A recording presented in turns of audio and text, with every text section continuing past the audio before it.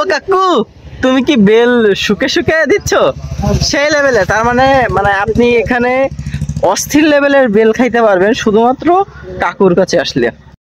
আসসালামু আলাইকুম, hello everyone, কেমন আছেন সবাই? আমি বর্তমানে আছি যশোরের ভাইরাল একটা দোকানে, যেখানে প্রতি বছরেই কিন্তু শুরু থেকে বেল বিক্রি শুরু হয়, কিন্তু আমি একটু লেট করে, হয় না বাড়ির কাছে মানুষ যেমন ট্রেন ফেল করে, ঠিক তেমনি আমিও ট্রেন ফেল করেছি। মানে এত পরিমাণ ব্যস্ত থাকি, তো এবছরে এখনো খাওয়া হয়নি কদবেল, তো আসলাম আজকে অনেক।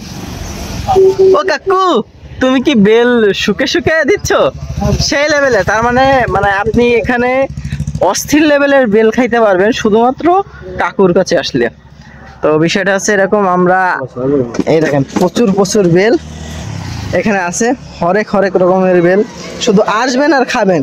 লোকেশনটা একটু লেটেই বলবো, কারণ আপনারা ভিডিও দেখেন না, ফালতু কাহিনী করেন এই কারণে। তো যাই হোক, বিষয়টা বলি, এটা হচ্ছে বাগেরহাট বাজার আসলে সামনে পেয়ে যাবেন আমাদের কাকুর দোকান।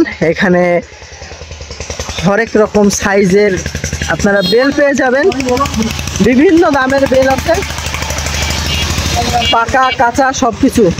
কাকু, এখন কি বেল মানে কিরকম তা পাওয়া যাচ্ছে একটু বলো তো? গাছ পাকা বেল পাওয়া যাচ্ছে, তাই তো? আচ্ছা, তাহলে এখানে গাছ পাকা সহকারে অন্যান্য সব ধরনের বেলই পাবেন। আর ব্যাপারটা হচ্ছে কাকু, মশলা কিরকম দিচ্ছ? কয় রকমের মশলা পাওয়া যাচ্ছে আনুমানিক? 4-5 রকম।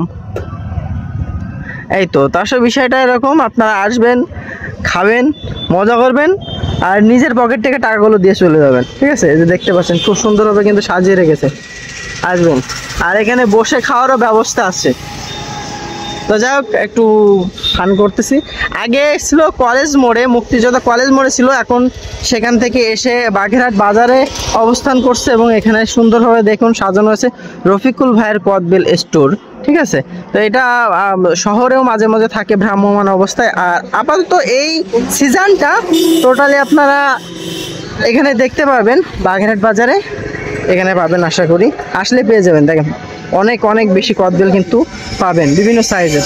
তো ঠিক আছে, সবাই ভালো থাকেন, আল্লাহ হাফেজ।